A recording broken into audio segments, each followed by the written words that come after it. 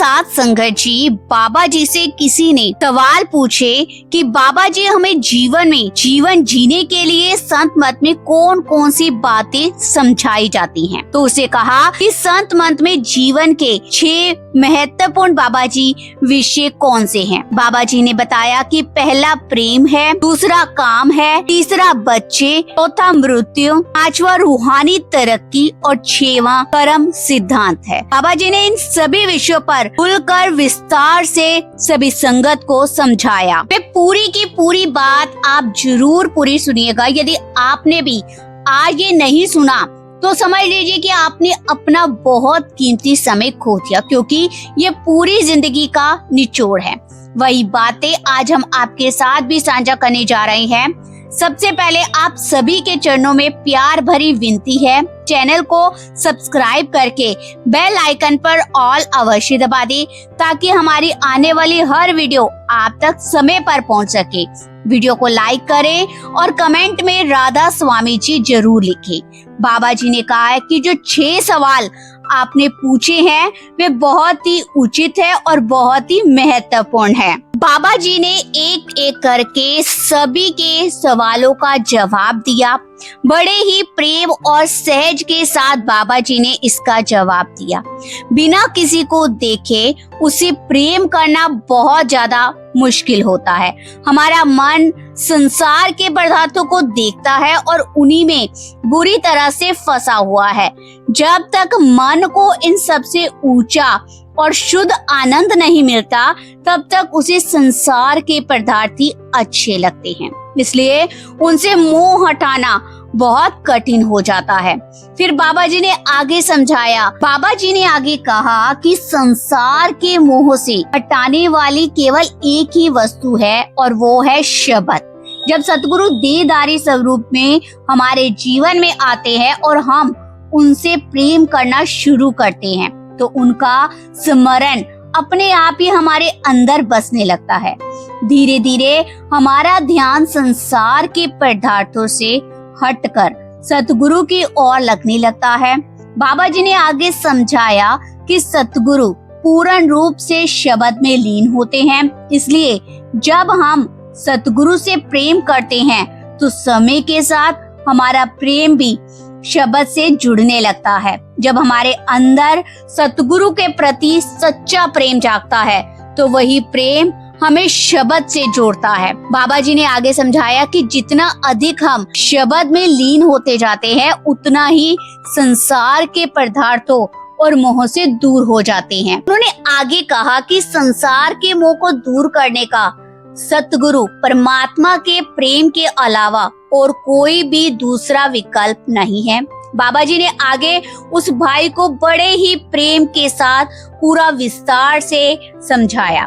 बाबा जी ने आगे कहा, देखो अब हम काम वासना की बात करते हैं। उन्होंने कहा कि तुम्हारा ये विचार सही है कि काम की वृत्ति प्राकृतिक है, इसे पूरी तरह दबाना प्रकृति के विरुद्ध है। इसी कारण संत महात्मा सत्संगियों को गृहस्थ जीवन जीने पर जोर देते हैं। बाबा जी ने आगे कहा, ना तो हमें भोगी बनना है और ना ही हमें त्यागी। जीवन में संतुलन रखना है। उन्होंने समझाया कि मनुष्य को काम में ही इतना भी नहीं डूब जाना चाहिए कि वही उसके जीवन का केंद्र बन जाए। उसके बिना उसके लिए जीना कठिन हो जाए। उन्होंने कहा है कि स्वाभाविक और मर्यादा के भीतर रहने वाला जीवन सबसे ज्यादा ठीक है, लेकिन सीमा से आगे बढ़ना उचित नहीं है। जब मनुष्य काम वासनाओं में अधिक उलझ जाता है, तब उसके मन में अनेक प्रकार के परिवर्तन आने लगते हैं। लेकिन जब यही मन शब्द से जुड़ जाता है, तब स्वाभाविक रूप से पिछले जन्मों की निम्न योनियों से जुड़ी आदतें और वृत्तियां धीरे धीरे साफ होने लगती हैं, शुद्ध होने लगती है। बाबा जी ने आगे कहा कि जैसे जैसे हमारा मन पवित्र होता है, वैसे वैसे उसका रुझान जो है वो बाहर की ओर से हटकर अंदर की ओर होने लगता है। मनुष्य की रूहानी यात्रा प्रारंभ होनी शुरू हो जाती है। यदि हम अपनी इच्छाओं और अपनी वासनाओं को केवल जबरदस्ती दबाने की कोशिश करेंगे, तो संभव है कि कुछ समय के लिए हम सफल हो जाएं, लेकिन जब तक मन को शब्द का रस नहीं आएगा, प्रभु की दया प्राप्त नहीं होगी, तब तक वह संसार के मोह को पूरा नहीं छोड़ सकता। उन्होंने आगे समझाया कि दबाई हुई वासनाएं कभी भी फिर से अधिक शक्ति के साथ उभर सकती है और मनुष्य को पहले से भी अधिक ज्यादा भटका सकती है। संगत जी, आगे बाबा जी ने समझाया, देखो इन्हें केवल दबाना समाधान नहीं है, जीवन में संतुलन आवश्यक है। हमें किसी भी बात को एक तरफा नहीं होना चाहिए, बल्कि विवेक से और मर्यादा के साथ ही अपना जीवन हमें जीना है। आगे बाबा जी ने कहा कि जब तक मन शब्द का आनंद नहीं चखेगा, तब तक संसार की कोई भी वस्तु उसे आकर्षित करती रहेगी। वह मोह में फंसा रहेगा, लेकिन जिस दिन मन को शब्द का रस मिलना स्टार्ट हो गया, उस दिन उसकी भटकन समाप्त होने लगेगी। इसके बाद बाबा जी ने तीसरे विषय यानी बच्चों के बारे में समझाया। उन्होंने कहा कि सत्संगियों का कर्तव्य है कि वे अपने बच्चों का जब पालन पोषण करते हैं तो उनको बिल्कुल शुद्ध शाकाहारी भोजन दिया जाए। उन्हें बचपन से ही धार्मिक और नैतिक शिक्षा दी जाए। उन्हें नियमित रूप से सत्संग में लेकर आएं।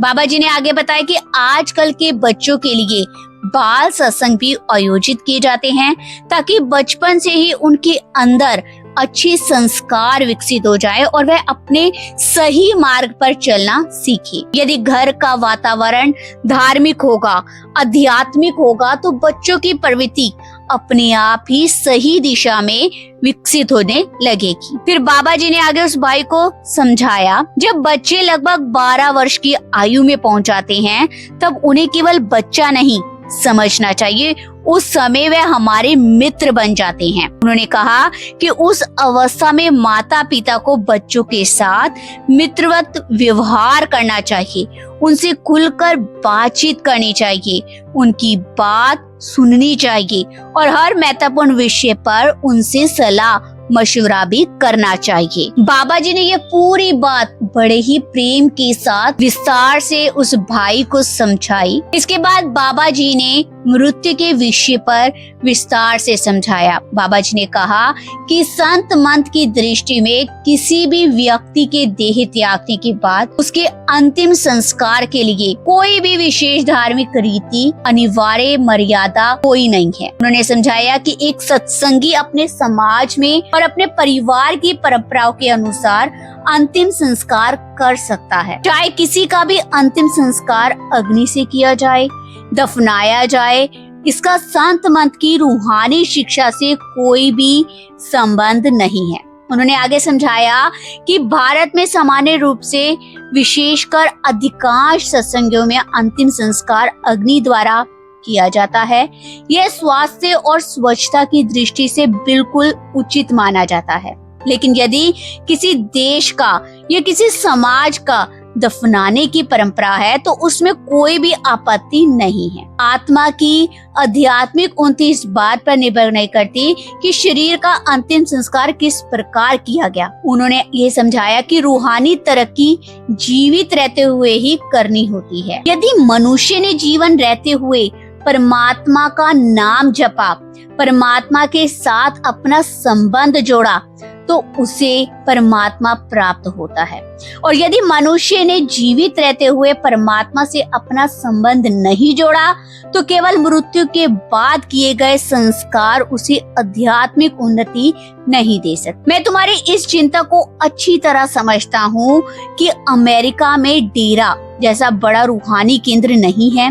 बाबा जी ने कहा कि उनके विचार से अभी समय पूरी तरह नहीं आया, लेकिन आने वाले समय में बहुत अधिक संगत मालिक के प्रेम से जुड़ेगी और अमेरिका में भी बड़े बड़े आध्यात्मिक केंद्र स्थापित होंगे। उन्होंने आगे समझाया कि अभी अमेरिका में सत्संग प्रारंभिक अवस्था में है। देश बहुत बड़ा है और सत्संगी अलग अलग स्थानों पर फैले हुए हैं। इसे सभी के लिए सुविधाजनक स्थान चुनना आसान नहीं होता। फिर भी अब कई स्थानों पर छोटे छोटे सत्संग केंद्र बन चुके हैं और भविष्य में इनकी संख्या भी और बढ़ेगी। सबसे महत्वपूर्ण बात बताते हुए बाबा जी ने कहा, देखो हमारा अपना शरीर ही सबसे बड़ा रूहानी केंद्र है। उन्होंने समझाया कि हमें अपने अंदर उतरकर उसी सत्य की खोज करनी है।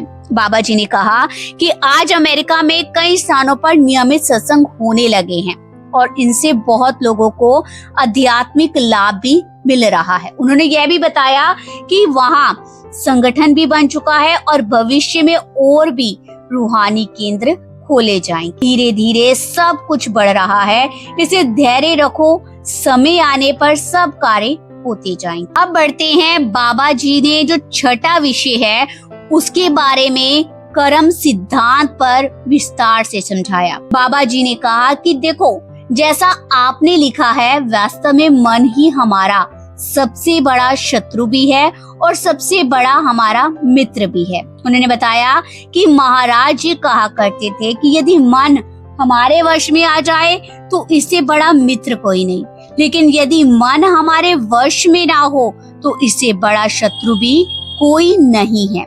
बाबा जी ने समझाया कि मन के कारण ही जीव इस संसार में भटक रहा है और अपने कर्मों के बंधनों में बंधकर अलग अलग स्थानों पर अलग अलग परिस्थितियों में जन्म लेता है। लेकिन उन्होंने यह भी समझाया, इससे घबराने की आवश्यकता नहीं है। तुम्हें मन को सिर्फ निर्मल करने की विधि पहले मैंने बता दी है। देखो भजन करना और सिमरन करना सबसे ज्यादा उपयोगी है। भजन और सिमरन की सहायता के साथ ही धीरे धीरे मन के अंदर की ओर मोड़ना शुरू होगा और उसे स्वाभाविक वास्तविक घर तक पहुंच सकेगा।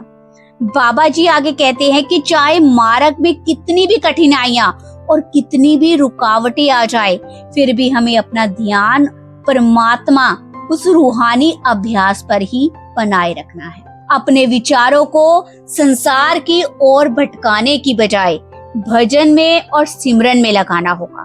धीरे धीरे सभी कठिनाइयां अपने आप समाप्त हो जाएगी। रुकना नहीं है, लगातार अभ्यास करते रहना है। इसके बाद बाबा जी से एक भाई ने प्रश्न किया कि मैंने अमेरिका में रहता हूँ और मैंने नामदान लिया हुआ है, मेरा परमात्मा के साथ संबंध कैसे जुड़ेगा? इस भाई के प्रश्न का जवाब देते हुए बाबा जी ने उसे बड़े ही प्यार के साथ, बड़े ही प्रेम पूर्वक उसे समझाया कि यदि तुम अमेरिका में रहते हो तब भी जिस दिन तुमने नामदान मिला उसी दिन से ही तुम्हारा परमात्मा के साथ संबंध जुड़ गया। सतगुरु कभी भी अपने शिष्य का साथ नहीं छोड़ते, वे हर समय हमारे अंग संग रहते हैं। सतगुरु हमसे दूर नहीं है, बल्कि हमारा ध्यान ही बाहर की ओर लगा हुआ है। यदि ध्यान अंदर की ओर हो जाए तो उनकी उपस्थिति हमें महसूस होने लगती है। इसके बाद बाबा जी ने डॉक्टर जॉनसन का प्रसंग सुनाया। उन्होंने बताया कि डॉक्टर जॉनसन ने महाराज जी के साथ अपने अनेक बाहरी और भीतरी आध्यात्मिक अनुभवों का वर्णन किया। उन अनुभवों में उनके विश्वास को और भी दृढ़ बना दिया। डॉक्टर जॉनसन ने अपनी पुस्तक में लिखा था कि महाराज जी वास्तव में मालिक का स्वरूप है और वह जो भी कहते हैं वो पूर्ण सत्य है। तुम्हारे मार्ग में चाहे कितनी भी रुकावटें आ जाए, लेकिन महाराज जी की दया पर विश्वास बनाए रखो, कभी हिम्मत मत हारो। यदि भजन सिमरन करते रहोगे तो अनंत अपने लक्ष्य तक अवश्य पहुंच जाओ। साथ संगत जी, अब हम बात करते हैं भारत में होने वाले आगामी सत्संग कार्यक्रमों की। आपसे जानकारी साझा करते हैं। बेंगलुरु में सुबह 9:30 बजे सत्संग का कार्यक्रम निर्धारित है। इसके बाद रुद्रपुर में, सहारनपुर में भी सत्संग कार्यक्रम होने वाला है। फिर डेरा ब्यास में भी आने वाले समय में लगातार 3 भंडारे आयोजित किए हैं। इसके बाद अगले सप्ताह परोर का कार्यक्रम निर्धारित है। परोर के बाद दिल्ली में, फिर जमशेदपुर में और उसके बाद सूरतगढ़ और फिर अहमदाबाद में भी सत्संग कार्यक्रम होंगे। इसके अतिरिक्त भी कुछ अन्य स्थानों पर कार्यक्रम प्रस्तावित हैं। उसके बाद फिर डेरा ब्यास में 3 कार्यक्रम होंगे और उसके बाद दिसंबर महीने में दिल्ली का कार्यक्रम। दिसंबर में डेरा ब्यास का भी विशेष सत्संग कार्यक्रम रखा जाएगा। फिलहाल इस वर्ष का कार्यक्रम लगभग यही है। आने वाले समय में बाबा जी जिन जिन स्थानों पर सत्संग रखेंगे उसकी पूरी की पूरी जानकारी हमें जैसे ही प्राप्त होगी हम आपके साथ जरूर साझा करेंगे। शेर घाटी यानी बिहार में भी भविष्य में सत्संग होने की संभावना है और वहां पर तैयारियां अभी चल रही हैं। जब बाबा जी भारत वापस आएंगे तब आगे की पूरी स्थिति आपको स्पष्ट कर दी जाएगी। अनुमान है कि 17 या 19 अगस्त के आसपास बाबा जी इंग्लैंड से भारत लौट आएंगे। इसके बाद यह स्पष्ट होगा कि सीधे डेरा ब्यास जाएंगे या पहले बेंगलुरु के कार्यक्रम में शामिल होंगे। इसके बाद डेरा ब्यास का नियमित कार्यक्रम फिर से प्रारंभ हो जाएगा। जैसे जैसे नई जानकारी हमें मिलती जाएगी वैसे वैसे समय समय पर हम संगत के साथ इस जानकारी को साझा करते रहेंगे।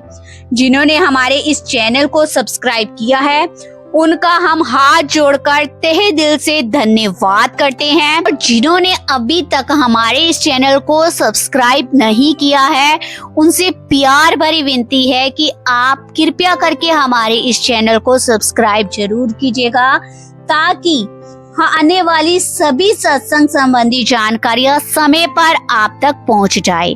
आपसे प्यार भरी विनती है। प्यार से राधा स्वामी जी, राधा स्वामी जी।